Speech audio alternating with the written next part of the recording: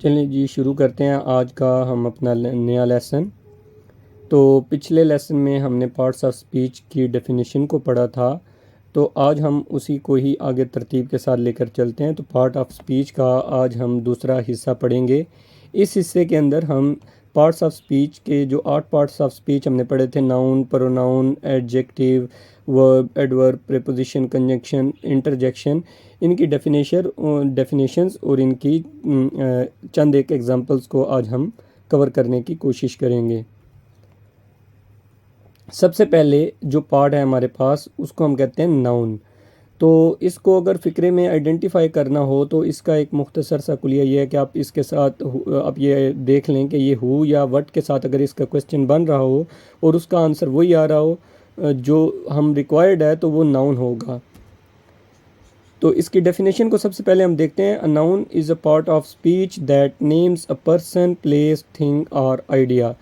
यानी जो नाउन है ये पार्ट ऑफ स्पीच ज़ुबान अज्ज़ाए कलाम का एक हिस्सा है, तो जो कि नाम देता है किसी भी शख्स, चीज़, जगह या ख़याल को।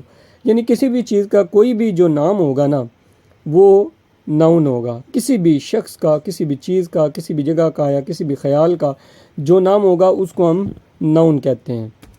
तो इसकी चंद एक एग्जांपल देखते हैं। यहाँ पे देखें, पहली एग्जांपल हमारे पास आ गई है, अली ड्राइव्स अ बस। तो यहाँ पे देखें, सबसे पहले तो इसका क्वेश्चन बनाते हैं कि हु ड्राइव्स द अ बस, हु ड्राइव्स अ बस। तो इसका आंसर बनता है अली। तो देखें ये हु के साथ इसका आंसर बन गया, नाउन आ गया अली। और फिर हम कहते हैं what does Ali drive, what does Ali drive, Ali क्या ड्राइव करता है, बस। अली ड्राइव को बस को ड्राइव करता है। तो ये अली जो है ये नेम ऑफ अ पर्सन है और बस जो है ये नेम ऑफ अ थिंग है। नेक्स्ट एग्जांपल की तरफ चलते हैं। Which school did you attend. इस एग्जांपल में जो स्कूल है ये नेम ऑफ प्लेस है। तो नेक्स्ट में देखें, Quran is my favourite book. Quran जो है ये एक थिंग है और बुक जो है ये भी एक थिंग का नेम है। तो ये दोनों यहाँ पर नाउन का एक्ट कर रहे हैं। नेक्स्ट है, life is not a bed of roses. Life जो है ये एक आइडिया है, एक ख्याल है, क्योंकि हम इसको डिस्क्राइब कर सकते हैं ना, तो हम इसको छू सकते हैं। तो लाइफ जो है ये एक आइडिया का नाम है, तो इसको भी हम नाउन कहते हैं। नेक्स्ट मूव करते हैं प्रोनाउन की तरफ। तो प्रोनाउन भी हु और व्हाट की ही डेफिनेशन देता है। लास्ट जो है हमने जो लेसन लिया था उसके अंदर हमने पढ़ा था कि प्रोनाउन, नाउन जो है ना, उसमें एक स्टोरी मैंने आपको सुनाई थी। नाउन जो है वो फादर का नेम है और प्रोनाउन उसके बेटे का नेम है। प्रोनाउन का क्या काम है, प्रोनाउन जब भी बाप यानी नाउन घर में मौजूद नहीं होता या कोई भी वहाँ पे जहाँ पे नाउन की ज़रूरत होती है, तो अगर नाउन वहाँ पर मौजूद ना हो तो उसकी जगह पर प्रोनाउन जो है वो काम करता है। तो यहाँ पे इसकी डेफिनेशन भी देख लें। A pronoun is a word used instead of a noun. एक प्रोनाउन जो होता है वो एक ऐसा लफ्ज़ होता है कि जो नाउन की जगह पर इस्तेमाल किया जाता है। इसकी एग्जांपल्स देखते हैं। तो देखें, Zara is absent because she is ill. देखें इसमें ज़ारा जो है ना ये एक नाउन है और शी ये बता रहा है कि ये ज़ारा की बात हो रही है। ज़ारा इज़ एब्सेंट, ज़ारा गैर हाज़िर है, बिकॉज क्योंकि शी इज़ इल, वो बीमार है। कौन बीमार है, वो कौन है, ज़ारा है। तो शी जो है ये प्रोनाउन है और ज़ारा जो है ये नाउन है। शी ज़ारा की जगह पर इस्तेमाल हो रहा है। नेक्स्ट में देखें, the mobile is where you left it. Mobile वहीं पर है जहाँ पर तुमने उसे छोड़ा था। मोबाइल एक नाम है चीज़ का और इट जो है ये बता रहा है ये मोबाइल की बात हो रही है, मोबाइल के बारे में बात हो रही है। तो लिहाजा ऐसे लफ्ज़ जो नाउन की जगह पर इस्तेमाल होते हों उनको हम प्रोनाउन कहते हैं। नेक्स्ट स्लाइड की तरफ मूव करते हैं। नेक्स्ट है जी एडजेक्टिव। हाउ द नाउन और प्रोनाउन लुक्स। मैंने जो आपको डेफिनेशन सुनाई थी उसके मुताबिक ये था कि एडजेक्टिव जो है वो एक जो स्टोरी सुनाई थी उसके मैंने आपको एक स्टोरी सुनाई थी जिसके मुताबिक ये था कि एडजेक्टिव जो है वो उनकी बेटी है जिसका काम यह है कि वो नाउन और प्रोनाउन की तारीफ़ें बयान करती रहती है, उनके साथ बड़ी मोहब्बत है उसे। लेकिन जब कभी उसकी ज़िद ना मानी जाए तो फिर उन पर गुस्सा भी करना शुरू कर देती है और उन्हें बुरा भला भी कह देती है। तो यहाँ पे देखें डेफिनेशन में, an adjective is a word use to add something to the meaning of a noun और प्रोनाउन।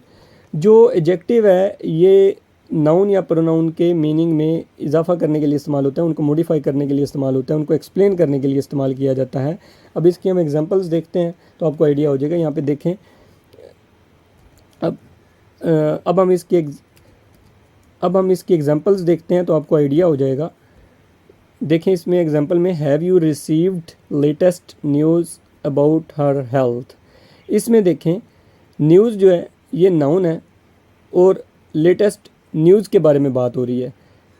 जो ताज़ा तरीन ख़बर है, ये लेटेस्ट का लफ्ज़ जो है ये न्यूज़ को मॉडिफाई कर रहा है, इसको एक्सप्लेन कर रहा है। तो एडजेक्टिव की हमने डेफिनेशन पढ़ी थी, ये एक ऐसा लफ्ज़ होता है जो कि नाउन या प्रोनाउन को एक्सप्लेन करने के लिए, उनके मीनिंग में इजाफा करने के लिए इस्तेमाल किया जाता है। तो लिहाजा यहाँ पे लेटेस्ट जो है ये एडजेक्टिव का फंक्शन प्ले कर रहा है, रोल प्ले कर रहा है। Your pen is better than mine. अब यहाँ पे इस एग्जांपल के अंदर पेन के बारे को एक्सप्लेन कर रहा है बेटर, कि तुम्हारा जो पेन है ना वो मुझसे बेहतर है। बेटर का जो लफ्ज़ है ये पेन की वजाहत कर रहा है। तो लिहाजा ऐसे अल्फाज जो नाउन या प्रोनाउन को एक्सप्लेन करने के लिए, उनके मीनिंग में इजाफा करने के लिए इस्तेमाल हों, उनको हम एडजेक्टिव कहते हैं। नेक्स्ट हम स्लाइड मूव करते हैं वर्ब की तरफ। तो वर्ब एक ऐसा लफ्ज़ होता है, व्हाट द नाउन और प्रोनाउन डज, यानी उनका एक्शन वर्ड होता है कि नाउन या प्रोनाउन क्या काम करते हैं। A verb is a word use to express an action और स्टेट।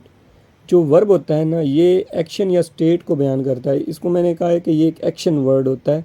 तो ये अब इसकी एग्जांपल्स देखते हैं तो उसमें आपको वाज़े हो जाएगा। यहाँ पे हमने देखी है इस एग्जांपल में, वी वेंट टू द मस्जिद, वी वेंट टू द मस्जिद। यहाँ पे देखें वेंट, गो, वेंट, गॉन, गोइंग। तो went second form of verb है, तो ये हमें बता रहा है कि ये गया, ठीक है। अब उसके बाद दूसरी एग्जांपल देखते हैं, I hear the bus coming. यहाँ पे इस एग्जांपल के अंदर हमने देखा हियर, हर्ड, हियरिंग। तो यहाँ पे हियर जो है ये एक्शन वर्ड है जो बता रहा है इसके बस आ रही है। क्योंकि मैंने सुना है तो बस का पता चला है ना। अब थर्ड सेंटेंस के अंदर हम देखते हैं, आई एम अ स्टूडेंट। इसमें आई एम अ स्टूडेंट ये एक स्टेट है कि मैं एक तालिब इल्म हूँ, इसके बारे में बात हो रही है। तो ये एक्शन या स्टेट के बारे में जो एक्सप्लेनेशन होती है ये वर्ब उसके बारे में बताता है। Adverb, how the verb acts, यानी वर्ब कैसे काम करता है, इसकी मज़ीद एग्जांपल ये है, an adverb is a word use to add something to the meaning of a verb, an adjective और एन एडवर्ब। कि एडवर्ब ऐसा वर्ड होता है जो कि वर्ब किसी एडजेक्टिव या किसी दूसरे एडवर्ब की वजाहत करने के लिए, उसको मॉडिफाई करने के लिए, उसके मीनिंग में इजाफा करने के लिए इस्तेमाल होता है।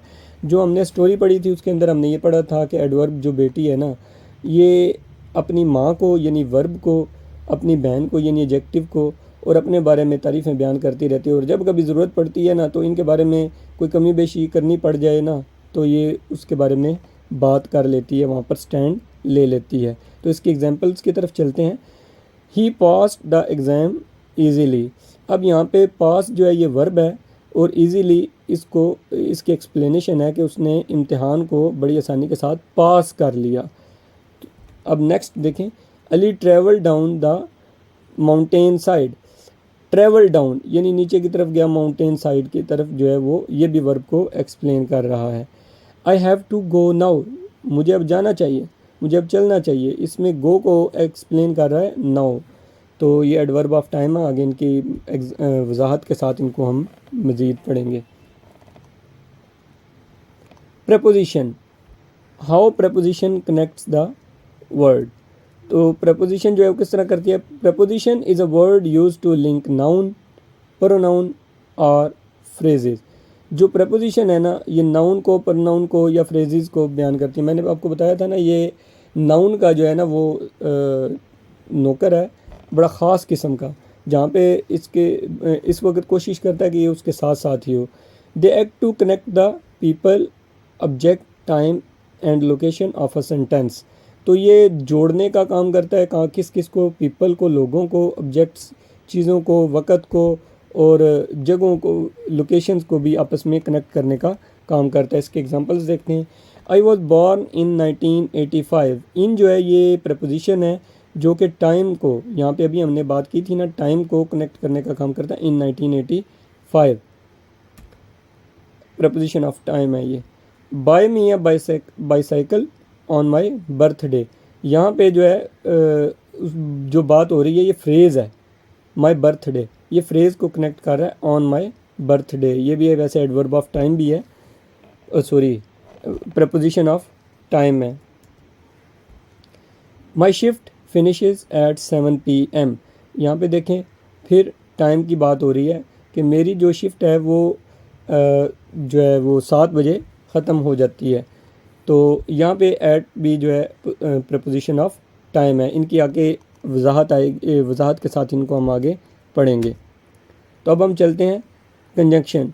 How conjunction connect the word. अब इसकी डेफिनेशन है, a conjunction is a part of speech that is use to connect words, phrases, clauses और सेंटेंसेस। आगे हम मज़ीद तफसील के साथ पढ़ेंगे कि फ्रेजेस क्या होते हैं, क्लाजेज क्या होते हैं, सेंटेंस क्या होते हैं। तो जो पार्ट्स ऑफ स्पीच हैं ये कनेक्ट का कंजंक्शन जो है ये वर्ड्स को, फ्रेजेस को, क्लाजेज को या सेंटेंसेस को आपस में कनेक्ट करने का काम करती है। मैंने आपको बताया था ये फैमिली सर्वेंट है, जब भी ज़रूरत पड़ती है ना तो यारे के साथ खड़ा हो जाता है। She bought a book and a pen. अब यहाँ पे देखें अ पेन फ्रेज़ है तो एंड अ पेन, एंड जो है अ पेन को कनेक्ट कर रहा है तो ये कंजंक्शन है। उसके बाद two and two make four. अब टू, अभी हमने बात की थी वर्ड की, वर्ड्स, ये टू एक लफ्ज़ है इसको कनेक्ट कर रहा है, एंड टू मेक फोर ये एक फ्रेज़ है, सेंटेंस है, इनके साथ कनेक्ट कर रहा है। अब नेक्स्ट, आई रेन फास्ट, मैं भागा बट मिस द बस। यहाँ पे एक पूरी क्लास है, बस को मिस कर दिया, तो यहाँ पे बट जो है कनेक्ट कर रहा है मिस द बस को। तो ये थी हमारी कंजंक्शन। अब हम चलते हैं इंटरजेक्शन की तरफ। मैंने बताया था ये एक दोस्त है इनका, जो भी घर में जब भी कभी कोई कमी या खुशी होती है ना तो ये वहाँ पर आप मौजूद होता है, तो इनके साथ आ जाता है, वहाँ पर आकर उनके साथ बैठता है, गुफ्तगू करता है, बातचीत करता है गमी या खुशी की हालत में। तो an interjection is a word which expresses some sudden feelings. जो अचानक से होने वाली बातें होती हैं ना, गुफ्तगू होती है, अचानक आने वाले फीलिंग्स होती हैं, उनको ये बयान करता है ऐसा लफ्ज़, तो उसको हम इंटरजेक्शन कहते हैं। इसके एग्जांपल्स देखते हैं। Aha we caught them red handed. इसमें देखें ये सडन फीलिंग है कि हमने उन्हें रंगे हाथों पकड़ लिया है। अब ये आहा जो है ये इंटरजेक्शन है। ब्रावो यू वर अमेजिंग, ये अप्रिशिएट किया जा रहा है। हुर्रे इट्स द वीकेंड, यानी छुट्टी की बात हो रही है तो बच्चे जो हैं वो खुशी का बयान है।